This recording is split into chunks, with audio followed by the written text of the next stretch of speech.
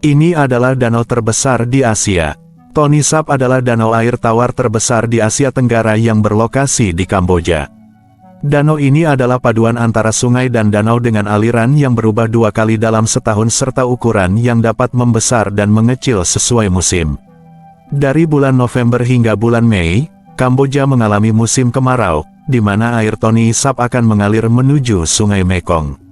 Tetapi pada saat musim hujan yang berlangsung pada bulan Juni, aliran air akan berbalik dari Sungai Mekong menuju Tony Sap, sehingga kemudian menjadikan sungai tersebut mengembang menjadi danau yang sangat besar.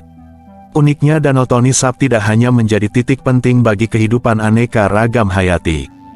Lebih dari itu, danau ini juga menjadi lahan yang sangat nyaman bagi mereka yang tinggal di desa terapung. Sebagian besar dari orang-orang yang tinggal di desa terapung ini adalah imigran dari Vietnam yang telah tinggal di Kamboja sejak 4 hingga 5 generasi. Meskipun banyak dari mereka lahir dan besar di Kamboja, tetapi tidak semua orang memiliki identitas resmi atau akta kelahiran yang membuktikan kewarganegaraan mereka.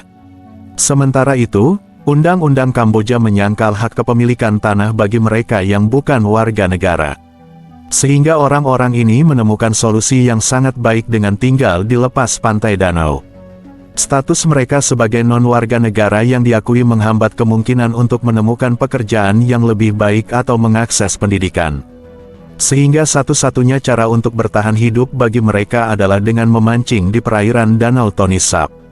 Mereka telah menghuni Danau Tony Sap selama beberapa dekade dan menjadikannya sebagai rumah, sekaligus mengadaptasi air sebagai bagian dari kehidupan mereka. Salah satu desa yang cukup populer di Tony Sap dikenal sebagai Chongeneas. Pada dasarnya desa ini tidak jauh berbeda dengan desa biasa, hanya saja ia berada di atas air. Rumah-rumah di desa ini terbuat dari bambu yang berlabuh di dasar danau. Meskipun terlihat seperti pemukiman nomaden, kenyataannya di desa ini telah berdiri sekolah, rumah sakit, gereja dan biara, restoran, toko kelontong, bengkel perahu, kantor polisi dan lain sebagainya. Satu-satunya modal transportasi di Tony Sap adalah perahu, di mana hampir semua orang sangat mahir untuk menggunakannya. Dan hampir semua orang di kawasan ini berhubungan langsung atau tidak langsung dengan penangkapan ikan sebagai mata pencaharian. Selain hasil tangkapan segar, masyarakat di desa ini juga mengeringkan ikan serta udang dan berjualan di pasar.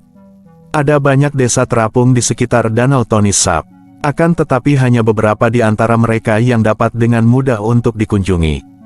Sayangnya, pariwisata di beberapa desa terapung paling populer dijalankan oleh perusahaan yang melakukan penipuan dengan mengorbankan pengunjung dan penduduk desa. Padahal keuntungan yang didapat dari penjualan tiket masuk sama sekali tidak menguntungkan masyarakat desa.